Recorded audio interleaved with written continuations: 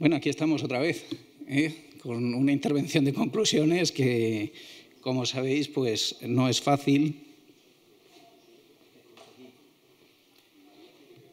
No es fácil y que he tratado de preparar, por lo tanto voy a leerla porque me resulta bastante más cómodo y me permitirá olvidar lo menos posible.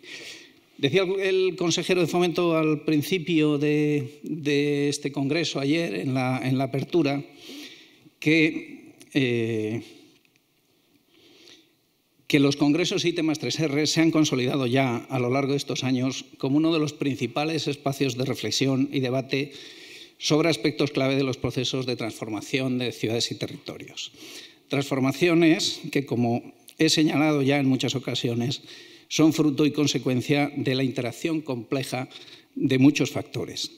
Factores que son estrategias y compromisos políticos y económicos, la necesaria transformación del parque edificado y de los entornos rurales y urbanos, las dinámicas de una sociedad cambiante o los cada vez más interesantes y provocadores avances en innovaciones tecnológicas. Pero estamos en un momento en el que a todos estos factores se le suman dos elementos determinantes: un propósito y una fecha. Un propósito ambicioso y capital para el devenir de la sociedad, como es alcanzar los objetivos de neutralidad climática fijados por la Unión Europea. Y una fecha que es 2050. Quedan, pues, 25 años. Solo 25 años. A pesar de lo que decía Emilio, estaremos, Emilio, dentro de 25 años. Un plazo, sin ninguna duda, muy corto para un objetivo tan ambicioso que nos coloca en el inicio de una cuenta atrás vertiginosa. Tal vez en esta cuestión podamos situar la primera de las conclusiones. No hay margen para dudar. No hay margen para procrastinar. No hay margen para estrategias de dilación.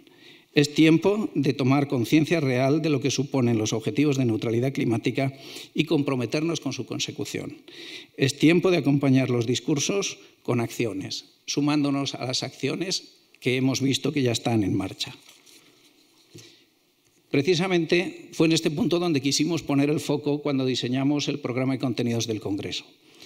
Un programa con el que hemos procurado ofrecerles a todos ustedes una perspectiva real, diversa y plural del largo y complejo camino que nos queda por recorrer hasta alcanzar esos objetivos de descarbonización para la neutralidad climática de ciudades y territorios.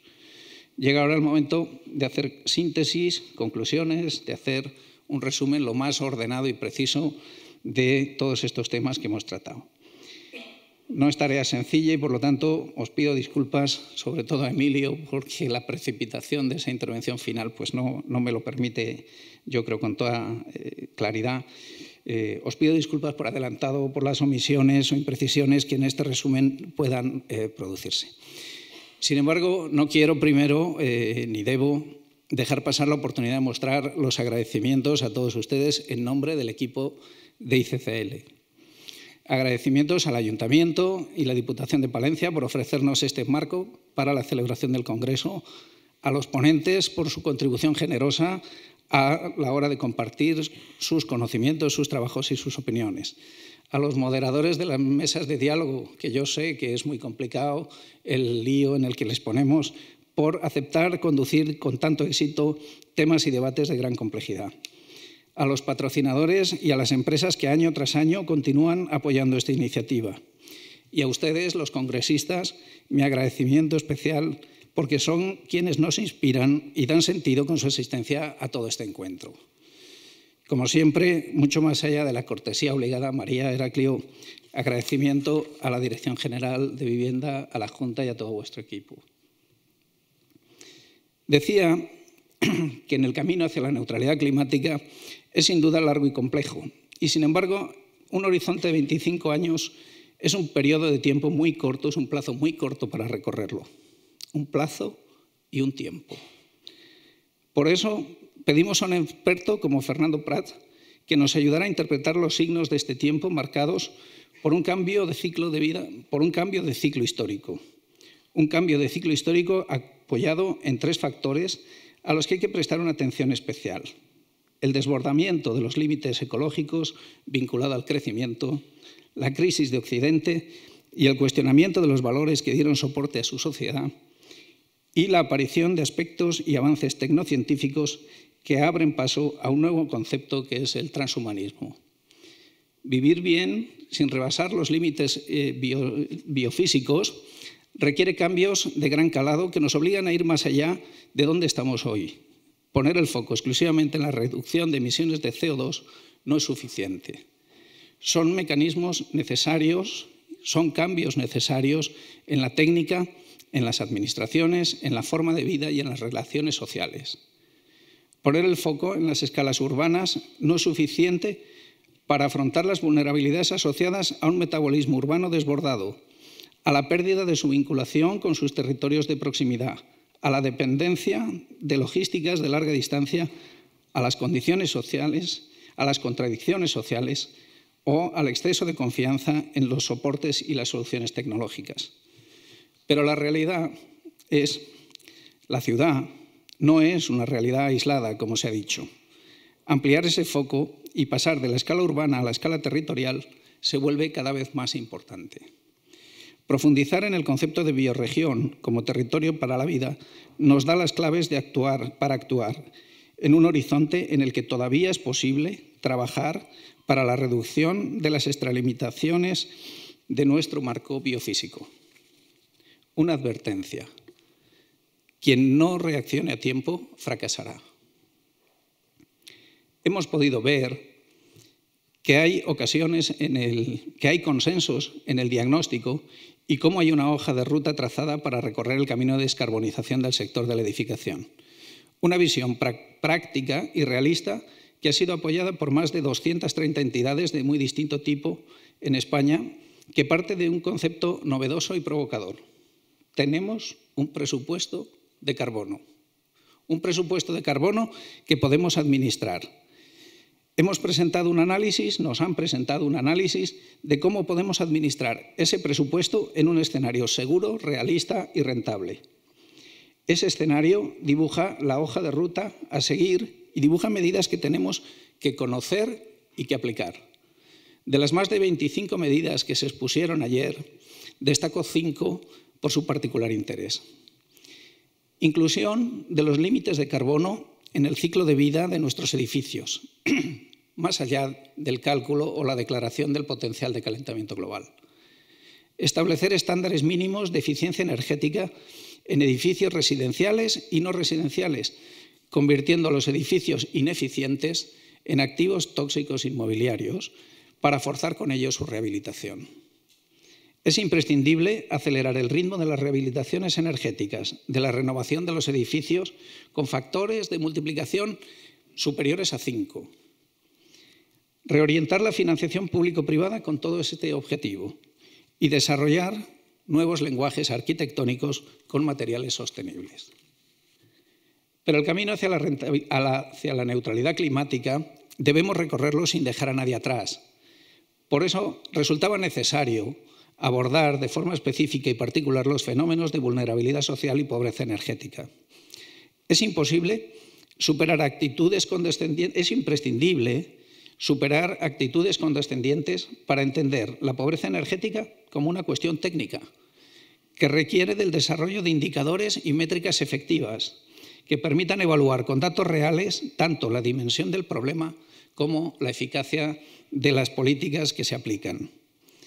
El derecho a una vivienda adecuada no puede materializarse en condiciones de pobreza energética.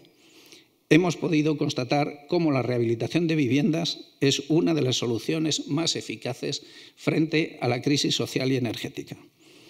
Debemos profundizar, por tanto, en soluciones que aborden estas cuestiones, como son la mejora de los mecanismos que aseguren el empleo efectivo de los fondos destinados a las políticas de rehabilitación de viviendas para familias en situación de vulnerabilidad y pobreza energética. Pero la lucha contra la pobreza energética no debemos olvidar la importancia y la necesidad de trabajar desde el espacio urbano, con enfoques y consideraciones que favorezcan la adaptación de viviendas y barrios a fenómenos no solo asociados al frío, como tradicionalmente conocíamos, sino también al calor y a las necesidades cada vez mayores de refrigeración y su impacto con la salud. Reducir las emisiones de CO2 en el sector de la edificación, por otra parte, no es posible sin el concurso de los materiales de construcción. Buscar la implicación y la opinión de la industria en el proceso hacia la neutralidad climática se mostraba, por tanto, imprescindible y por eso lo incluimos en el programa. 3 mensajes clave. La implicación y el compromiso de los fabricantes de materiales son firmes y están garantizados, como lo demuestra el hecho de que el 90% de la inversión de I+D+I en construcción y el 70% de las declaraciones ambientales de productos en España tienen que ver con el sector de la construcción. Se producen en el sector de la construcción, en el sector de los fabricantes de materiales de la construcción.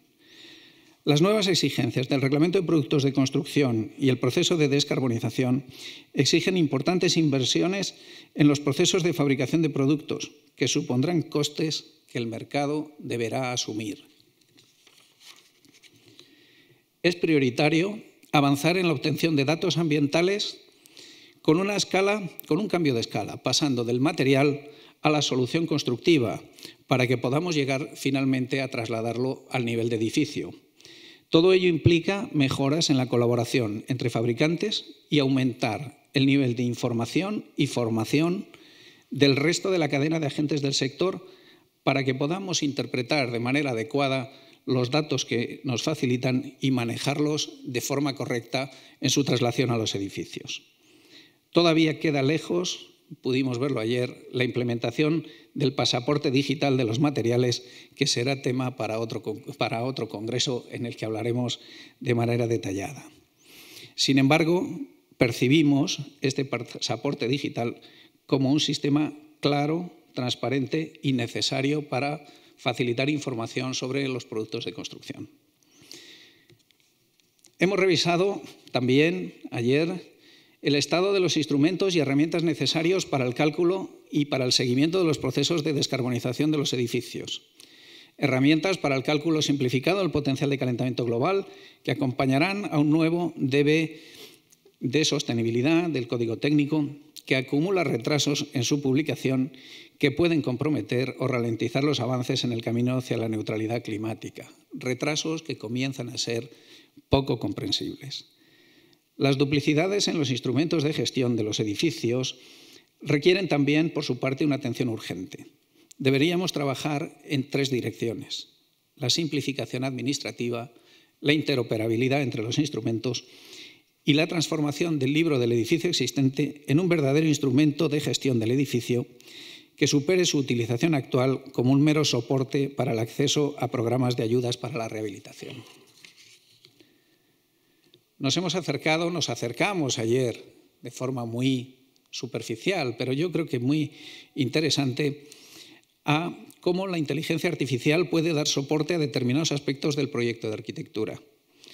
Más allá de los ejemplos y casos de utilidad resueltos que vimos, todo ello yo creo que refuerza la idea de que el uso de la inteligencia artificial lo debemos percibir como un multiplicador de las capacidades de los técnicos.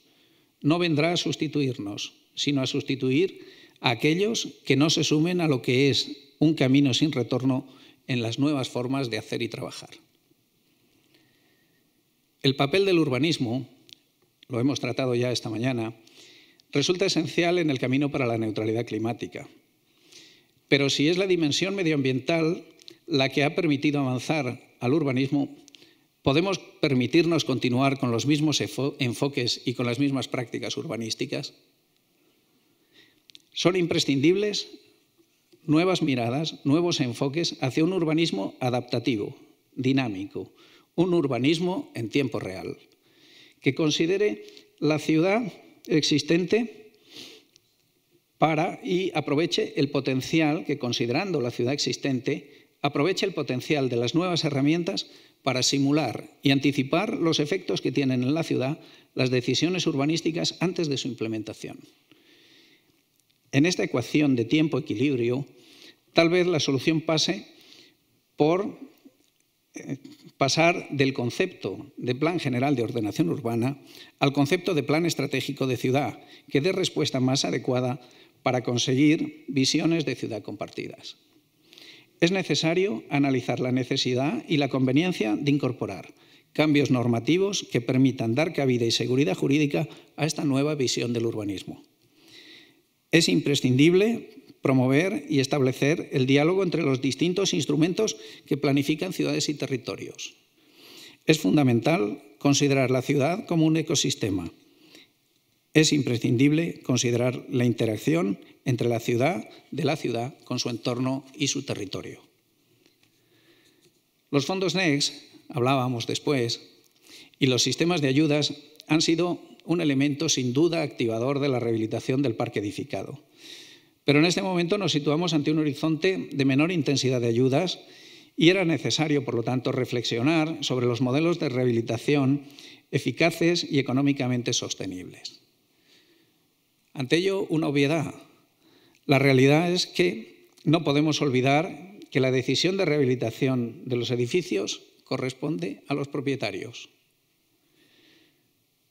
Una afirmación: es posible, desde la perspectiva de las empresas, lograr que la actividad de rehabilitación pueda ser una actividad empresarial estable y rentable. Un reto.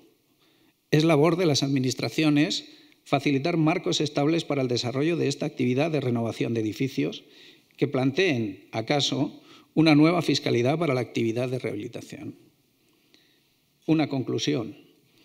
Las empresas han desarrollado modelos basados en asumir el proceso global de la renovación, trasladando al propietario únicamente una cuota asumible. Han sido capaces de construir una ecuación viable, trasladando a los vecinos los beneficios de la rehabilitación.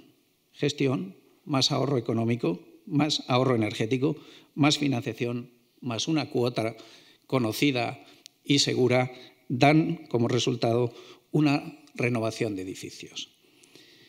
Junto a esto, es fundamental aprovechar el potencial de industrialización en el sector de la rehabilitación. Innovar en soluciones, innovar en procesos, innovar en tecnologías, innovar en financiación. Es responsabilidad compartida entre las empresas y la administración promover y potenciar el binomio innovación-rehabilitación. Mientras tanto, es prioritario trabajar en mecanismos de flexibilidad en la revisión de plazos o en la aplicación de plazos en los programas de ayudas para evitar el riesgo de defraudar expectativas en comunidades de vecinos y ciudadanos que habían apostado por la rehabilitación de sus viviendas. Finalmente, hemos asistido a lo que a mí me ha parecido una brillantísima exposición sobre cómo podemos considerar el clima urbano desde una perspectiva técnica y económica, en la que hemos podido acercarnos a los equilibrios económicos entre inversiones, ahorros y cobeneficios ambientales y sociales. Es difícil, Emilio, sintetizar con tan poco tiempo tu intervención, pero sí es posible destacar tu idea fundamental de que la economía no puede disociarse de las condicionantes medioambientales. Es posible considerar las intervenciones de renovación urbanas desde una perspectiva de su potencial bancabilidad. Una propuesta tremendamente provocadora para el desarrollo de nuevos productos, de nuevos conceptos y nuevos sistemas que apoyen y faciliten la generación de dinámicas rentables basadas en intervenciones de renovación de edificios, barrios y distritos. Muchísimos temas, por lo tanto, muchísimas cuestiones que se han complementado con el privilegio de contar con Carme Pinós, que ha querido compartir con todos nosotros su sensibilidad y su forma de entender el proceso creativo para el diseño de verdaderos espacios para la vida. En fin, hemos aprovechado estos 2 días, creo, hemos disfrutado de Castilla y León, hemos disfrutado de la ciudad de Palencia en particular. No sabemos si resolveremos o no el problema de la neutralidad climática. Lo que sí sabemos y estamos seguros es que este es el camino correcto. Finalizo ya reiterando nuevamente nuestro agradecimiento desde ICCL, invitándoles a todos ustedes a participar en el 8º Congreso ITE que celebraremos, si es posible, dentro de un año y en cuyo programa, por nuestra parte, ya estamos trabajando. Muchas gracias.